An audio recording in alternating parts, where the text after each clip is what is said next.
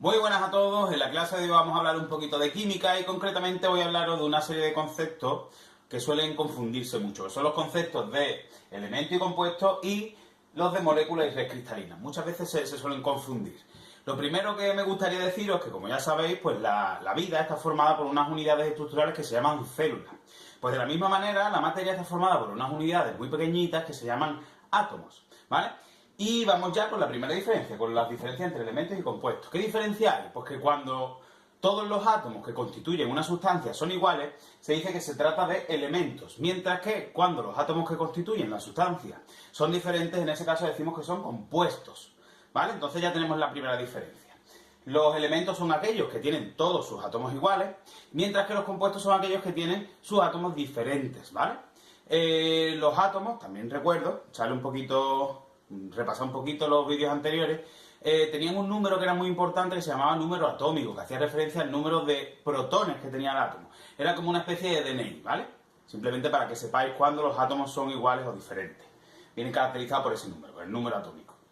Y ahora vamos a ver la segunda diferencia, que sería la diferencia entre molécula y red cristalina. ¿Qué diferencia hay? Pues que en las moléculas la disposición de los átomos en la sustancia es simple, más o menos sencillita, mientras que en la red cristalina ya es una estructura mucho más compleja, una red tridimensional, ¿vale?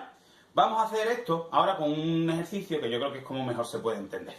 Vamos a ello.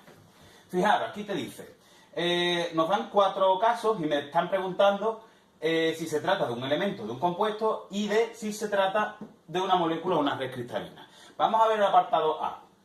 Aquí, ¿cómo creéis vosotros? Bueno, vamos a ver primero si se trata de un elemento o si se trata de un compuesto. Aquí, ¿cómo creéis vosotros que son los átomos? ¿Son iguales o son diferentes? Como veis, son todos los átomos iguales, ¿no? Podría ser, por ejemplo, la molécula de oxígeno, que seguramente sea esa la que esté representada ahí. Como todos los átomos son iguales, se trata de un elemento. Y ahora, la disposición de los átomos, ¿cómo es? ¿Sencilla o compleja? ¿Hay muchos átomos? ¿Hay un número muy grande de átomos? ¿O son poquitos? Como veis, son poquitos. Están emparejados, van de 2 en 2. Por tanto, se trata de una molécula. Entonces, en el apartado A, ¿cómo sería? Pues sería la molécula de un elemento. ¿Vale? Vamos con el apartado B. ¿Cómo sería? ¿Los átomos son iguales o son diferentes? Es decir, si son iguales, era un elemento, y si son diferentes, se trata de un compuesto.